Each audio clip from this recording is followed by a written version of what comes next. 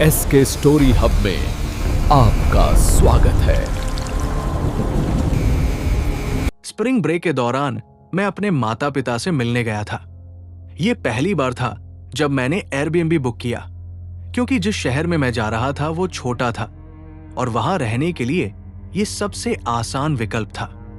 मैंने 2 दिन की लंबी ड्राइव की और सूरज ढलने के कुछ देर बाद वहां पहुंचा। जब मैं पार्किंग में गाड़ी खड़ी करके अपना सामान निकाल रहा था तो मेरी नजर अपने आप आसपास के इलाके पर गई। माहौल अजीब तरह से भारी लग रहा था। चारों तरफ गहरा अंधेरा और असहज सन्नाटा था। सड़क पर न कोई स्ट्रीट लाइट दिख रही थी, न कोई चलता फिरता इंसान, न कोई गाड़ी। जिस एयरबीएनबी में मैं ठहरा था वही अकेला घर था जहां रोशनी जल रही थी। ज्यादा देर रात भी नहीं हुई थी, फिर भी लगभग सारे घर ऐसे थे जैसे महीनों से बंद पड़े हों। मैंने खुद को समझाया कि शायद यहां का माहौल ही ऐसा हो। मैं घर के अंदर गया, सामान खोला और थोड़ा आराम करने की कोशिश की। ड्राइव काफी थका देने वाली थी, इसलिए मैंने कुछ स्नैक्स लिए और बेडरूम में एक मूवी चला दी। कुछ घंटे बीत गए, करीब रात के 9 या 10 बजे होंगे। तभी मुझे कमरे के बाहर हलचल सी सुनाई दी। मैंने टीवी रोक दिया और ध्यान से सुनने लगा। कुछ सेकंड बाद वही आवाज फिर सुनाई दी। कोई सामने वाले दरवाजे पर दस्तक दे रहा था। मैंने तुरंत फोन चेक किया, सोचा शायद होस्ट का कोई कॉल या मैसेज आया हो, लेकिन स्क्रीन बिल्कुल खाली थी।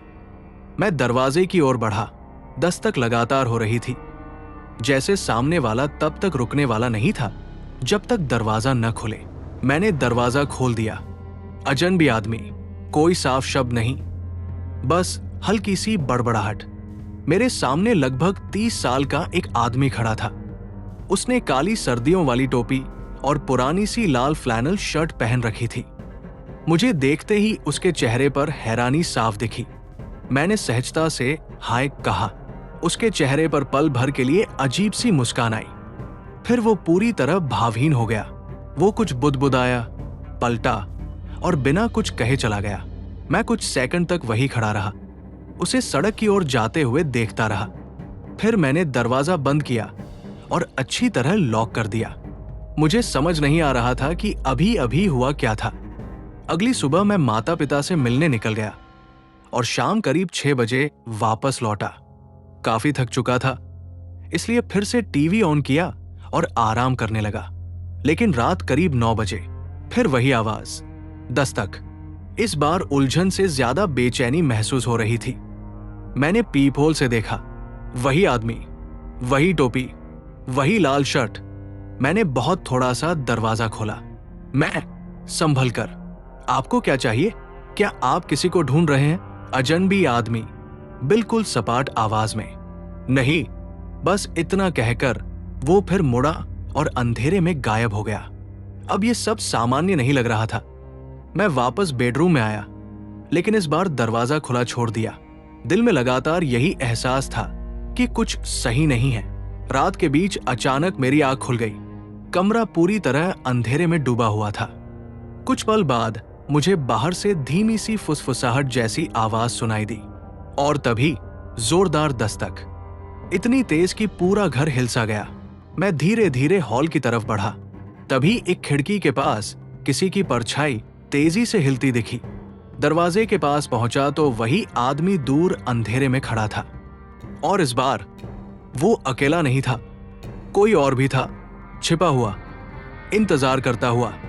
मैं पलटने ही वाला था कि पीछे की खिड़की से किसी आदमी की आंखों से सीधी मेरी नजर मिल गई। मेरे शरीर में सिहरन दौड़ गई। मैं भागकर बेडरूम में पहुंचा और तुरंत पुलिस को कॉल किया। बाहर आवाजें बढ़ती जा रही थी।